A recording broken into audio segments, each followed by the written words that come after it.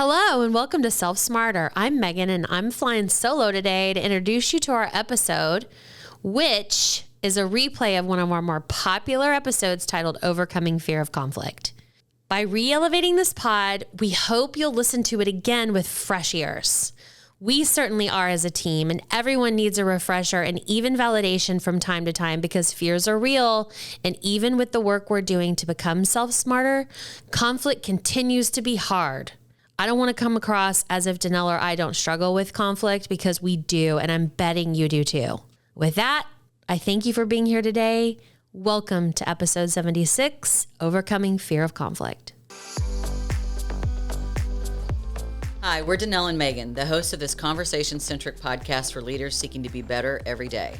Whether you choose to be a leader in the workplace, at home, or in your community, we believe the most effective leaders are equipped to not only be self-starters, but self-smarter. Good afternoon. Hi. Hi. I hope you've recuperated after our big business trip. Yes, I'm definitely feeling a lot better. And what's awesome is that I'm recuperating and unpacking from one trip, and I am getting on a plane tomorrow for another one. It's headed to Europe tomorrow. I know, that's so fun. Awesome. Let's toast to that. Yes. In case Cheers. You're listening, cheers. And you can hear a little something chilling in the background. That's right. It may or may not be champagne. Cheers to you. I'll see you there. It's, I'm going to Paris. We've got to start off with some bubbly. Yes. So I'm looking forward to having a lot of fun with you while we're in Europe. I'm going to meet you there. Yes, I can't wait. We're going to go to Paris for your birthday, your 50th birthday. And that's super fun. It is. But you know what isn't fun is what we're going to talk about today. Sometimes. Well, until you get good at it. It's conflict, and it's not a fun conversation always. But we're hoping that by the end of this conversation, people feel a little bit lighter. Yes. Around the topic, and that we're able to navigate this together through our conversation. So we do not like conflict. You and I both. No, I think a lot of people worry about conflict, and as we do, we like to avoid it as a result. And we've certainly mastered that. Yep. And because of that, conflict shows up in different ways because people handle it differently. Yep. Absolutely. And just this last weekend, I thought it would be fun if we talked about a little something that involves conflict with you on our trip. Okay. Actually, a little birdie told me about this because this happened after I left. Okay. So, something about you and a karaoke lady. Well, here we go again. If you listen to episode 9, where the karaoke theme continues. Yeah, so the birdie told you that I had a conflict with... A conflict. A conflict. Yes. Well, or maybe I construed it as a conflict because I know how this goes. Yes. Okay, so we will talk about it at length today, but I have dealt with, in the past, conflict in 2 ways. Okay. Very aggressively, on the defensive, and the other way is just to completely ignore it altogether.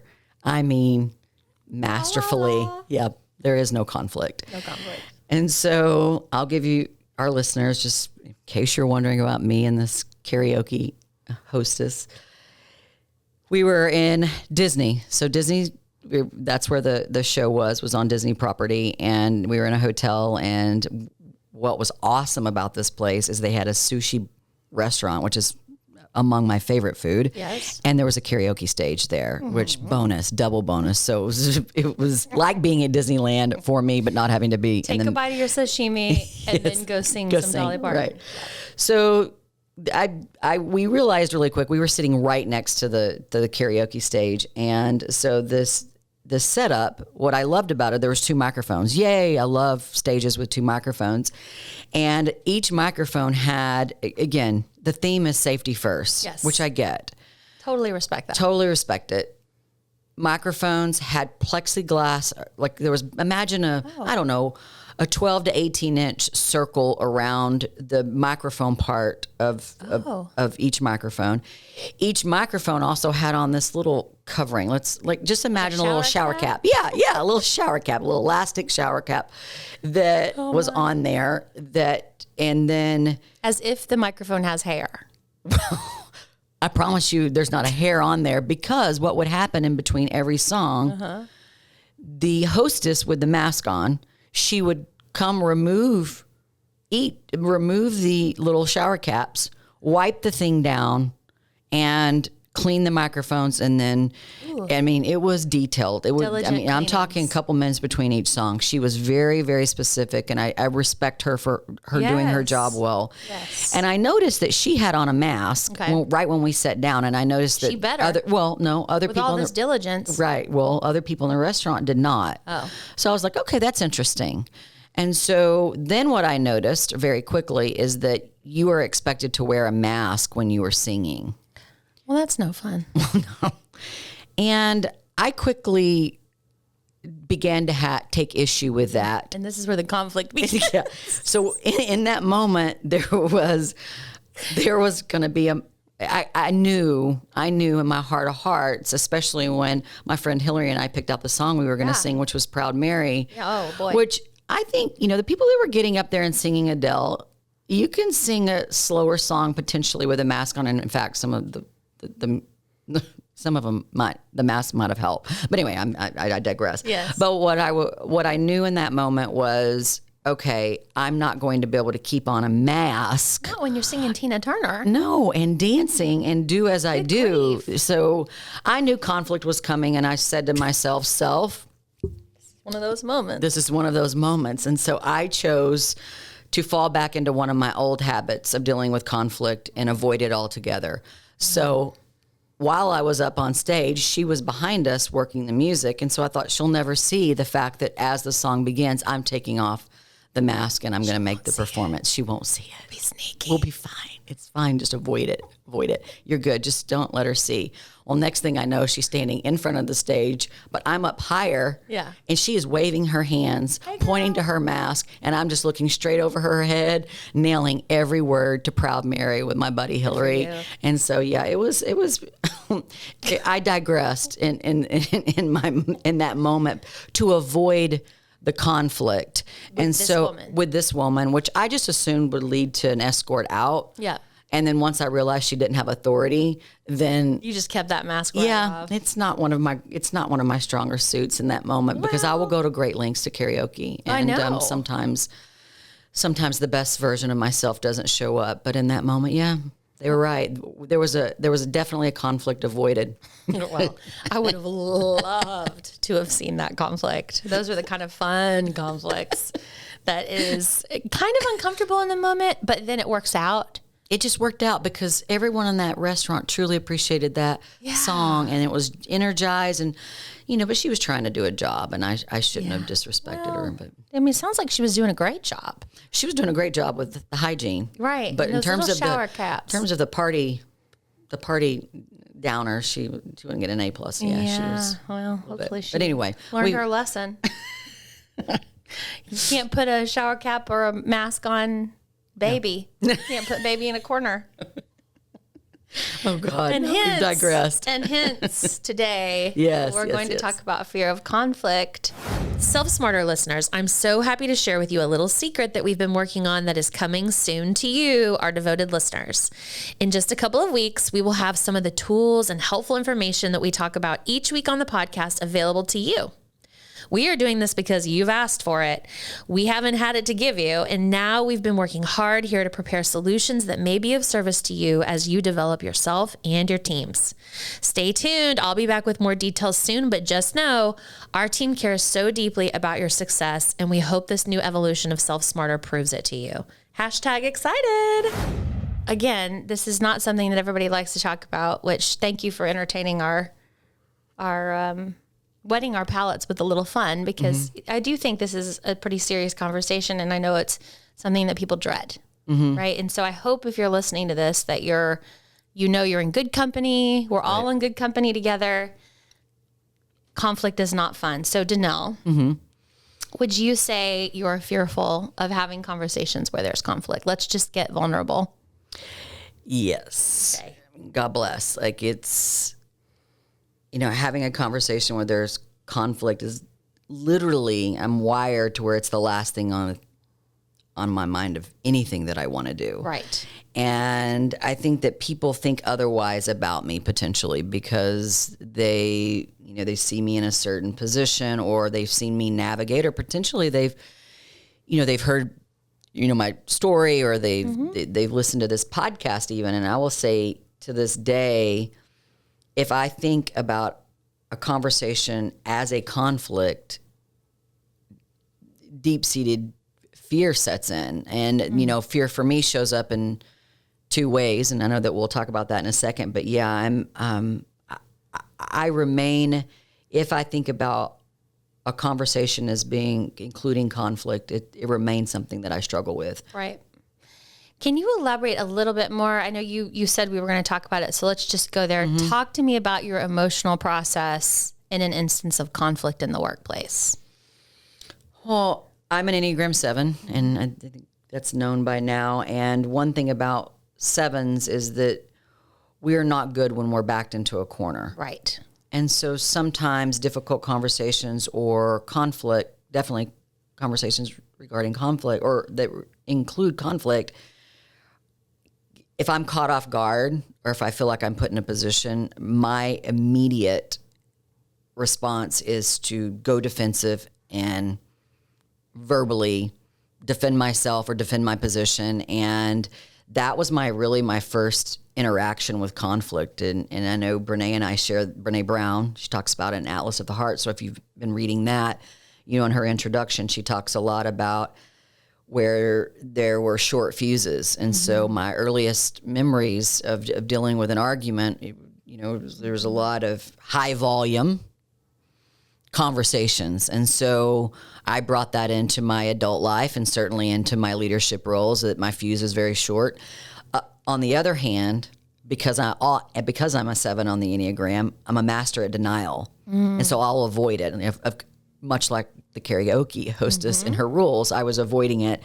And so I'm kind of an interesting, I've dealt with both the avoidance and the aggression of conflict. And so I think I've had to learn a lot more about dealing with it, because I can go one way or the other, just depends on the circumstance. So I don't think that that's unique solely to an Enneagram 7. I think every Enneagram, I don't know of any Enneagram number that loves conflict except for the 8. And it's not that they like conflict, but they definitely love debate, because that's where their trust is formed. Right. And if you've studied the Enneagram at all, it's clear I'm a 7, so I have an 8 wing as well as a 6 wing. But I don't know that anyone, again, I think there probably are some very few people that do like conflict, but in general, I would think that that's not something that people enjoy. When you think about fear and in a moment of conflict, would you say you're more fearful of yourself, or are you fearful of others? I'm absolutely more fearful of myself. Okay, that's interesting. But of what I might say, I will be very, very vulnerable and transparent with the audience. I've had people in my personal life say that I can slice and dice people pretty quick with my verbal words. And, that is not something I'm proud of. And it's something I've had to work on. And I've been very intentional to work on that and to make sure that I keep myself out of those situations. So yeah, I'm more worried about me always. Okay. And that is so interesting. And if we're any kind of representation of the population, which this is not a study whatsoever, so please do not misconstrue what I'm about to say. But if we represent 50% of the population is fearful of themselves in conflict, then I am the representative of the other 50%, right, which is I am fearful of what the other person is going to say. So at the onset of any type of conflict or confrontation whatsoever, I make like a possum and just play dead. Yes. I basically just go blank, don't know what to do, don't know what to say, don't know how to respond, which my husband will be like, right, because it's different with him. But in most situations, and especially at work, that is something of the past, like you having to work on conflict and managing yourself, I too have had to learn how to manage myself, but to be more responsive. Right. Like to have some kind of response that's going to help us get out. Yeah. And it's so interesting because at your role, your role leading up to your new role as president, but I mean, you've been a leader at this company from the onset. I mean, you spend a lot of time dealing with, again, conflict, and difficult conversations can kind of go hand in hand with this particular episode, but you spend a lot of time in those moments, right? I do. Yeah. Working with, at our business, we offer services, but our biggest service is customer service. Absolutely. And the only way to deliver healthy customer service is through the people. And so on any given day, I could be having a conversation with someone about a better way to approach a situation, or how we might have handled that differently, or preparing them for a tough conversation. And so for me, it's absolutely imperative that I know how to navigate a conversation with conflict. And in fact, it's something I hate so much. I've had to learn how to love it. Yeah. Like, it's almost like I had to turn it on its ear. And it was because you introduced me to a book called Radical Candor by Kim Scott that really put me in the right mindset after reading it to be able to practice this sort of getting over the fear, but then also practicing the art of having a healthy confrontation with someone. So what do you think about Radical Candor? Tell us a little bit more. I know you know it. You've read it. Yeah, I mean, there's so many takeaways from the book. I highly recommend it. It's an incredible read. It is, I think initially it addresses two vital components of leading people. If you're going to use radical candor, there's two things you have to possess. You have to really care for the individual or individuals personally. So caring personally, and then challenging directly versus indirectly. And challenging doesn't necessarily mean aggressively. Right. And so I think if you look at those two components of radical candor, we've always cared personally. So that wasn't necessarily something we had to work on. But I know for me, I had to work on the challenging piece. And so did you. We just had to come at it from different angles because mine was more aggressive and yours was more passive. That's right. And so once we started to really study the art of radical candor, which is to eliminate conflict as being something negative or bad, then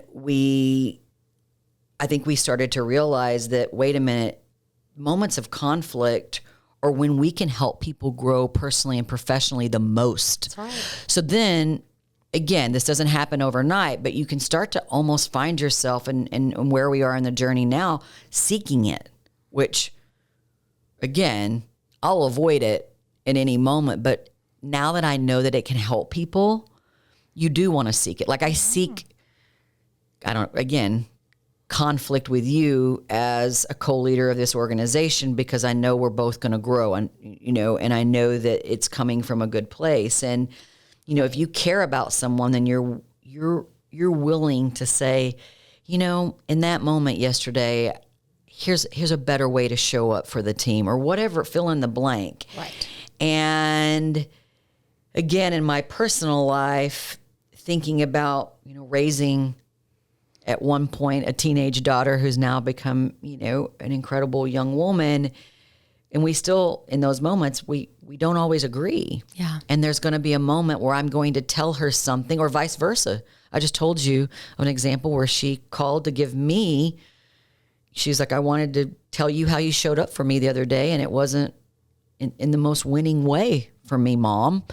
And the fact that she could do it, she cared so deeply, and she told me exactly what I did. So challenged directly. She didn't beat around the bush. She told me exactly what I needed to hear.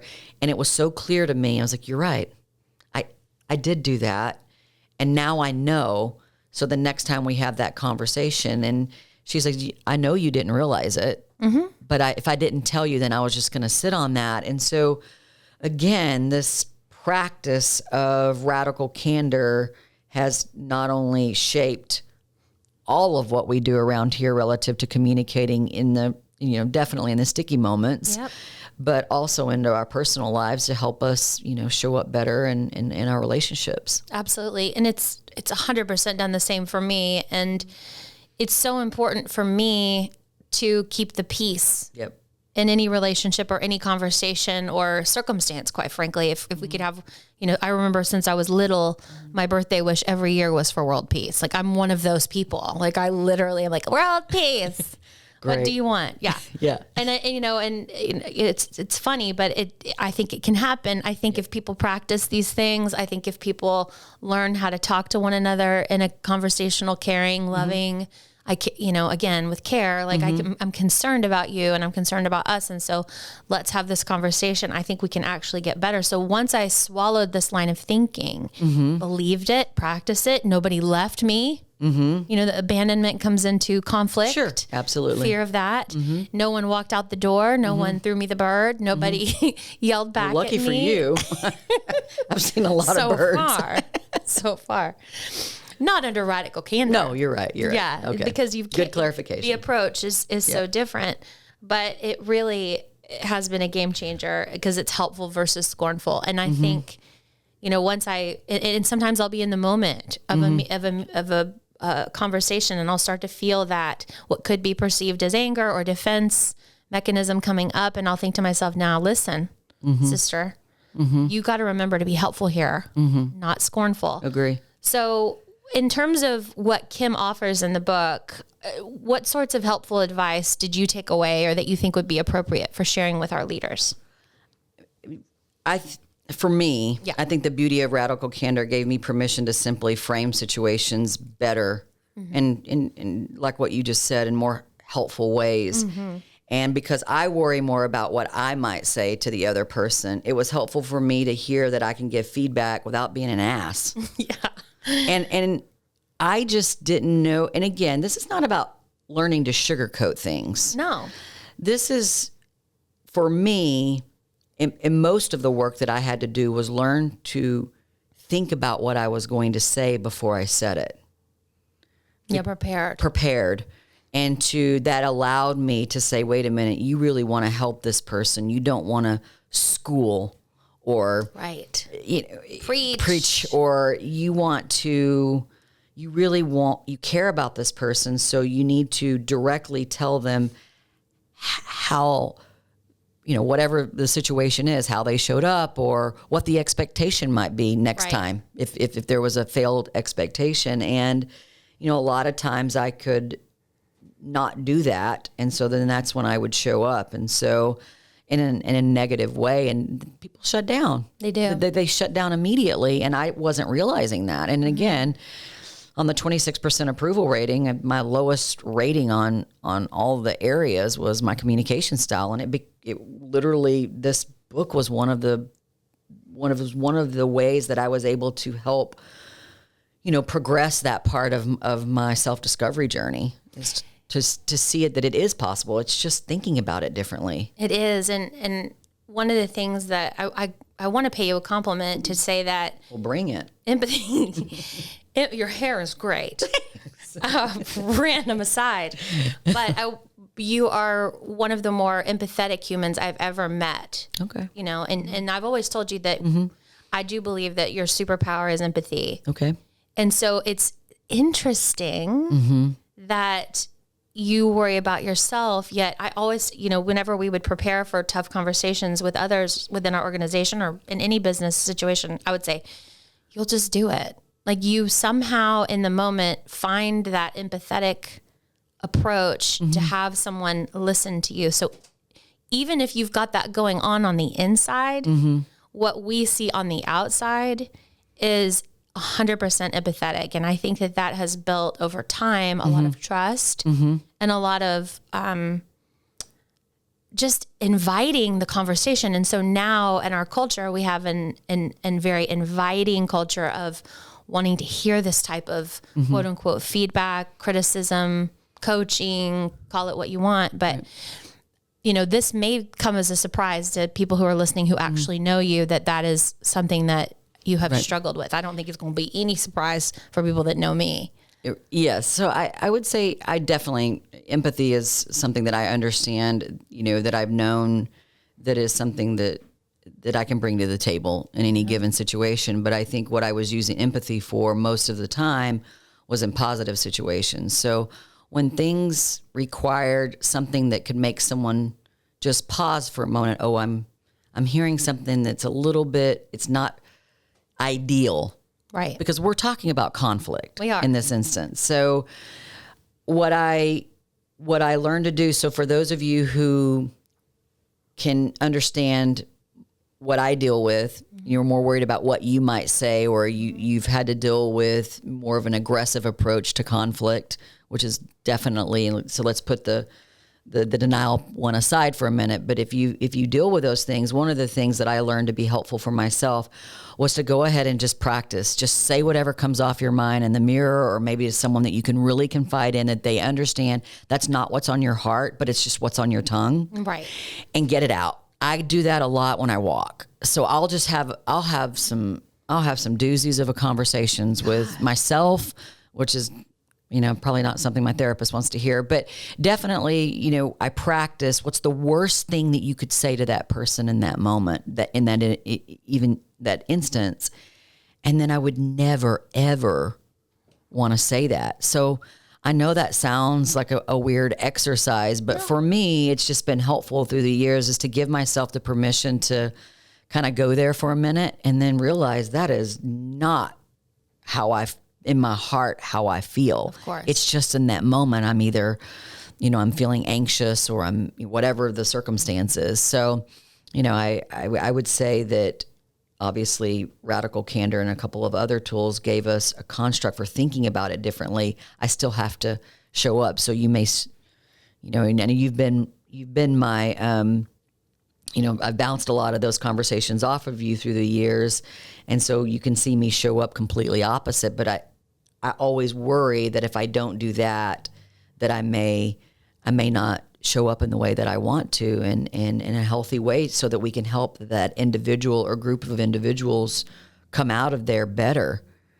And what's going to make them better? That's right. Yeah. And sometimes that's not always pretty pictures, right? And pretty words. But I'm just wondering, on these walks, when you're having these conversations,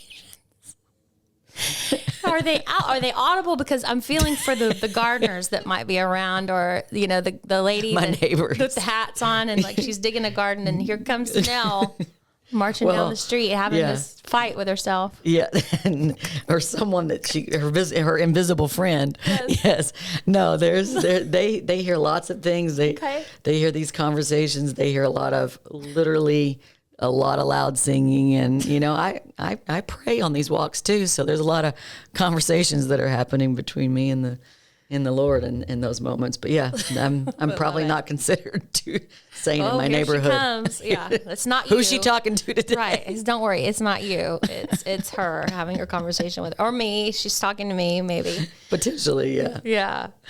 So in terms of Radical Candor, in the book, she does talk about a few things to help teams and organizations and leaders sort of get this together so that outcomes become more pronounced. Can you walk us through some of those and what we have to look forward to by just getting comfortable with conflict? Yeah, and I think, these are the things that I can certainly attest to that worked for us. And I mean, she outlines the benefits of practicing radical candor, and the first one being that with it you can build trusting relationships. And so I think that's at the core of radical, trust, and it's a common theme among our episodes. But this type of communication style certainly help us build those types of relationships. Right, and honestly, I think you and I both. This is how we feel about our team right now. There's trust. We trust one another in terms of information received and information given. So we deeply care for these people, their families, and their lives. Okay, tell us more. Yeah, I also think that it improves the quality of the guidance you give and receive. So it's two-way. And I believe that when, we're in a situation that can be perceived as conflict, what we know to be true is that people go on guard immediately. Yes. So when you start speaking to them in a calm, caring way that is also factual. So lead with care and facts, suddenly conflict is less of a, when you lead with vague or subjective type of information, then it leaves a door open for, for a response, for defensiveness. And so what you want to do is you want to lead with this care and the facts so that you can have a conversation, right? Factual conversation about what has happened or what needs to happen in this particular case. It doesn't necessarily have to be a conflict if there's nobody feeling on defense. Correct. And so by leading with the facts and leading with care, we take down the guard, the armor, and we lean right into being firm, being fair, and being factual. Right. And so I think this is really good information. What else have you noticed? Definitely. I mean, the outcome of getting better at conflict, and in this case, coming from the Radical Candor book, is, we can help lead and guide our teams and our people, and quite frankly, people in our lives, that we can help them grow. And, if we understand their ambitions and where they want to go, we know they want to go from here to here, whether it's with a particular project or in their particular role or their career. It puts us in a position to really be accountable alongside them for helping them get there. Right. And, again, I don't see how we can get further along with whatever we're trying to achieve without having, conversations that have an aspect of conflict to them. And so, I definitely think for me, that's been a difference maker, so that I can frame a conversation where I'm a bit anxious of what I might say in a given instance. I've learned also to take on the thought of what someone might feel, being the empathetic person, that's where the empathy comes in, is I'm worried about how I'm going to make someone feel, because I so relate to feeling so much. So I think just when I'm able to think about it as I'm about to help somebody, I'm making a difference in this moment. And again, sometimes it's not uncomfortable because it's something that I've done before, but then sometimes it is uncomfortable, that depending on the topic. So I would say definitely it helps makes a difference in people's journeys and their lives. It does. Yeah. And it's almost like the if you consider what you just said, if you think about, what if I don't help this person? Where is that? How does that position me as a leader? What if I don't? And a human being? And then what are they going to do? They're a representative of my company or my family or my whatever. And so I'm going to send them out in the world like that, so it is rooted in good. It really is. Okay. There's a last one. Yeah. So I think what it also does is it helps us become more efficient and effective. Yeah. Especially around collaboration. Because again, sometimes the conflict is, I think the project should be ran this way and I think it should be ran this way. And so, or I have an opposing opinion to that. And when you're able to have a discipline of practicing a way to deal with the conflict in a healthy way, you're going to have better collaboration as a result, and that's going to lead to so much more efficiency for your organization versus people running around and avoiding a difficult or a potentially different point of view conversation is another way to think about conflict. So I think that's been true for us internally and certainly true externally. We have plenty of difficult conversations that we have to bring up with our clients or partners that, there's this happening and it can be a bit uneasy. But when we come at them with, again, care and facts, we can create efficiencies in our relationships, no matter who they're with. Right. And again, it's weird to think about efficiencies with relationships, but if you think about it relative to being the best possible version, wanting the best outcome, when you think about it in that lens, it makes total sense. Right. And I think stating the outcome, the desired outcome at the beginning of the conflict, the beginning of the confrontation where you're going to address the conflict is key. I'm calling this meeting. I'm calling this huddle. I'm wanting to meet with you, husband, partner, child, in order to discuss this. And my intention is that by the end of this, we are going to navigate this very clearly, openly, factually, and we are going to move on.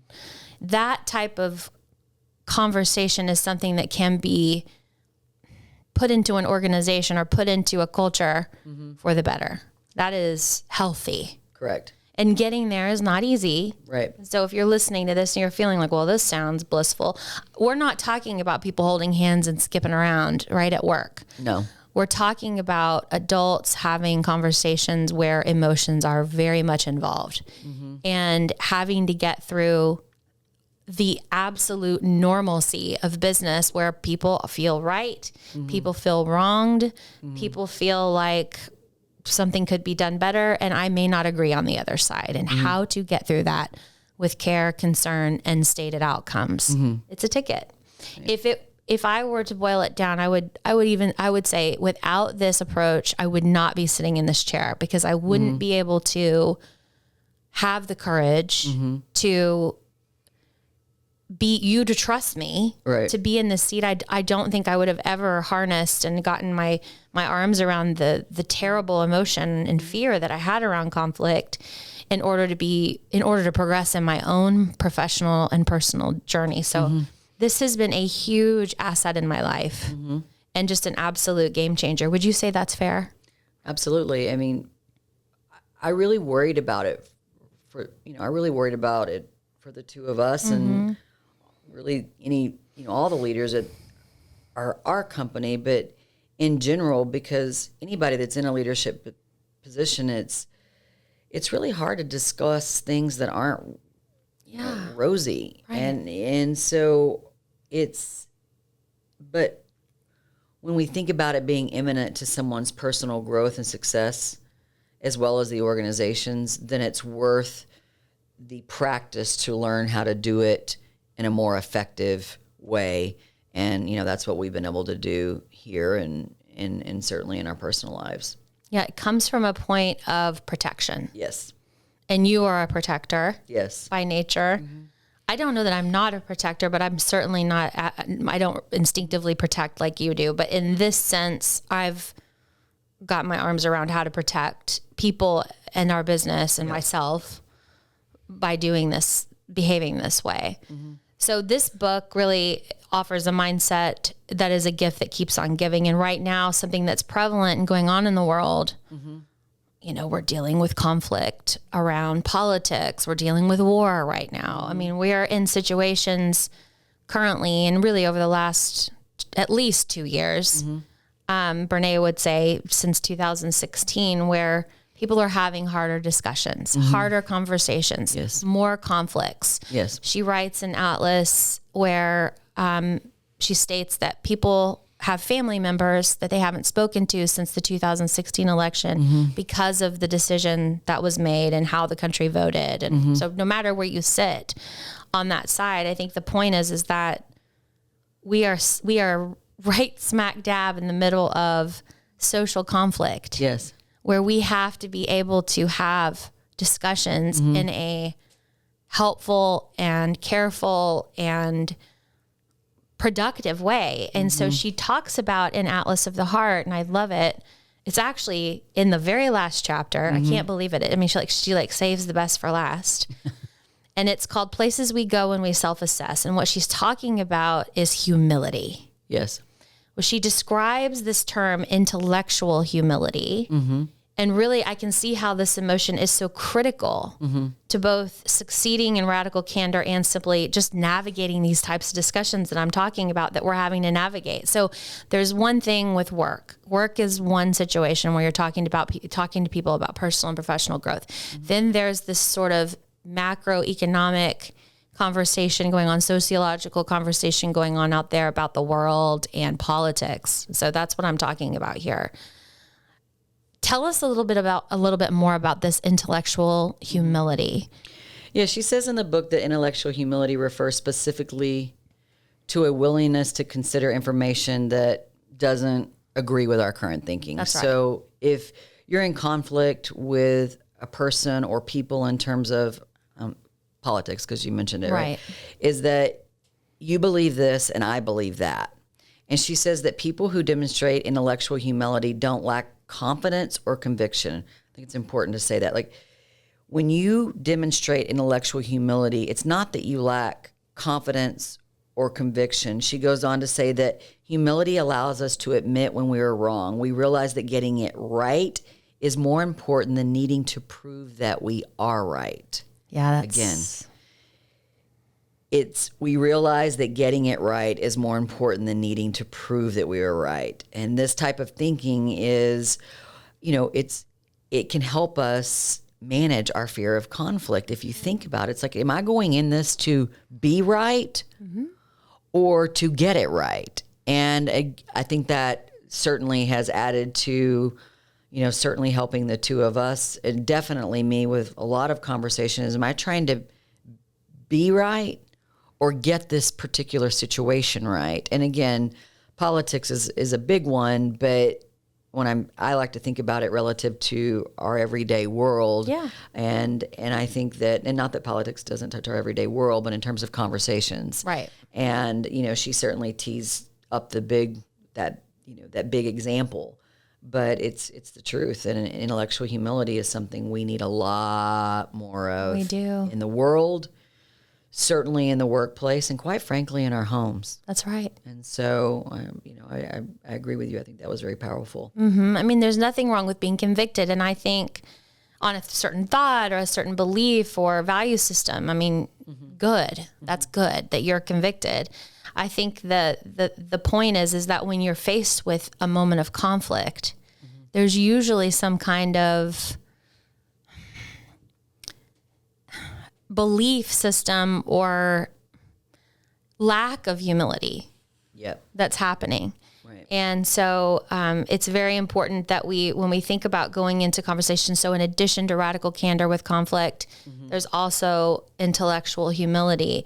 Let's state the outcomes. Let's go in this together. Okay.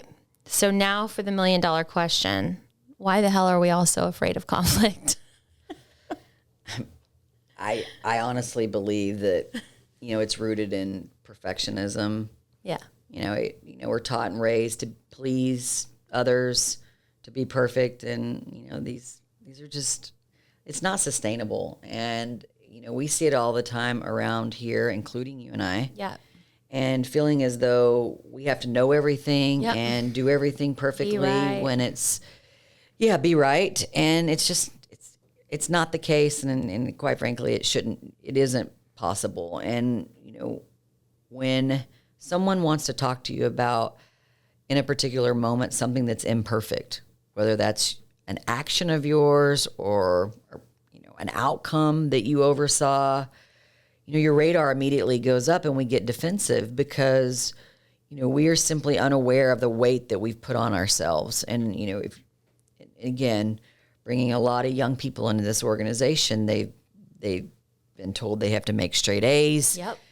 We give everybody blue ribbons. You've got to make a certain score on your SAT. All these things that we've created is what makes you worthy. Yes. And so I think when someone comes to tell you that, like in this particular example, that maybe your work could be improved or, it's debilitating to a lot of folks because we want to get everything right all the time. That's right. And so I think we literally don't have a society, and most companies don't have a culture where not getting it right is okay. That's right. And so but when you don't get it right, or when it just could be better or different, it doesn't necessarily always have to be better, but different.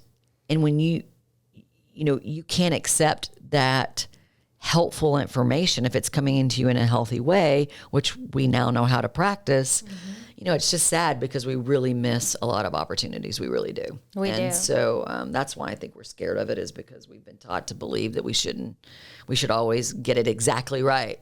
That's right. And there's no way. No way. I mean, there's no way to do that. You're absolutely right. I think we really owe it to the youth. I mean, you've said it a couple times on different podcast episodes that we've done, but we aren't helping them by not having real conversations with them and practicing this radical candor and this intellectual humility. No, you don't know everything, 12-year-old. Yes. No, you don't know everything, 15-year-old. So when they find themselves eventually in the workplace, they're able to handle these sort of situations more at ease than we all do, because I know that fear of conflict is something that everybody worries about. Absolutely. I agree. In episode 5, we talk about the book Atlas of the Heart, where Brene Brown talks about how emotions play a major role in our lives, yet for some reason we tend to narrow the hundreds of emotions of the human experience down to 3. And that's angry, sad, and happy. And with this limited language, fear of conflict will always be. And managing the approach and managing our emotions is 100% the key to overcoming the fear of conflict, period. That's it. It is all about managing our emotions, walking in with good intentions. Yes. We can overcome fear of conflict. Absolutely. So this is the kind of stuff that you and I talk about all the time. Like we're talking about it today, but I bet over the last 5 years, I would say fear of conflict and culture. Those two things have been big primary topics over our last, like I said, 5 years. So this is something that we talk about a lot. I just want to make that very clear. Yes, it is. And we're glad to be sharing it with you today. Yes. So you're going to Paris tomorrow for a hot minute, like a few weeks. Yes, going to be there for a while. Very excited. Very excited. It's I've never taken a voyage this long before, so really excited to give it a whirl. And music will be a part of the journey. Oh, for sure. For sure. So I'm just curious for our music moment today, what are 3 songs that you'll definitely be listening to, at least when you take off and go into flight tomorrow afternoon, but maybe while you're there too? 3 songs that for sure you'll be listening to. Yeah, I mean, there's more than that, but so I know you're asking me so that we're not here all day. Here all day. I'm turning 50, as everyone knows, and I'm just going to really take time to go over there and really just lean into the fruits of my labor in life. I've been on an incredible journey, and I'm so excited to share it with, family and some friends, and just to really be in a space to where I think about things differently. So I'm sure it comes as a shock to no one. I definitely have playlists that are going for different experiences that I hope to have over there. Yes. And so I think 3 of them, and one of the things song that I'm really leaning into right now, I think it's this chapter of my life, is All I Know for Sure by Pink. And when I hear that song, I really love how she's putting it out there. And, I think of my daughter Mackie when I hear that song, and I just think of, honestly, what we're doing here is just sharing with someone else. And so that really motivates me. And so I'm looking forward to learning more about myself and this next chapter while I'm over there. So that song's definitely on the playlist. The song is not new to me, but a friend just shared it the other day, and I hadn't heard it for a while, and it's definitely on my playlist, which is We Don't Know We're Living by Lucy I don't know how you say her last name, but I think it's Silvis. But that song is incredible. And of course, I also love it because Brandi Carlile sings on the track. So that's probably why it ended up in my Spotify suggestions, but it's an incredible song. And I hope, what it will do for me is to remind me of this precious life that we're in. And so I'm really grateful to my friend who shared that. And then Take Care of You by One Republic. So I absolutely love that song. And I feel very, in this stage of my life, taken care of, and that I'm in a position to take care of so many. And I feel blessed by that. So that song will keep me just in the moment of being present. And again, I think these songs and the playlist that I'm putting together to help me continue to feel grateful, but as someone who can live so far into the future, and we've talked about it before, it's natural to me because I am a 7 on the Enneagram, is to really be present and be in the moment. So that's what these songs represent for me. So I'll let you know how it goes. Awesome. Well, I can't wait to know those songs are beautiful, and I can't wait to see what surfaces for you there. Okay. Maybe you'll have a little Edith Piaf, maybe a little French music. Well, I'll be the first to admit I don't know Edith, but I'm going to be on the listen for her, I promise. I think you'll hear her in Paris. Okay. Wonderful. I can't wait. All right. So is there anything we want to remind folks of before we break? Absolutely. Again, we'll put plenty of what we've shared with you today in the show notes. And again, those continue to be popular, and that's on our website at selfsmarterpodcast.com. So please give that a look again. And if you've missed an episode and you want to know, just look at some of the notes that are in the previous episodes. They'll give you a great idea about what we've talked about. And then again, thanks again for the continued reviews that are coming in. It really, we're going to remain appreciative of that, because that's how people are going to continue to find our content. So thank you. That's right. And with that, we send you into the week and off to Paris with grateful hearts. All right, everyone, have a great day. Thank you. As always, you can connect with us on Instagram and Facebook at Self Smarter Podcasts. You can also leave a rating or review if you enjoyed what you heard today. Not only does this mean so much to us, but it also helps other leaders and future leaders find our community. Thank you for taking time out of your day to join us in becoming Self Smarter. This podcast is produced by Snacks Media, and music is from a free platform. Well, that is until Brandy Carlisle reaches out to us to write the original score for our podcast. Friends, have a great rest of your day.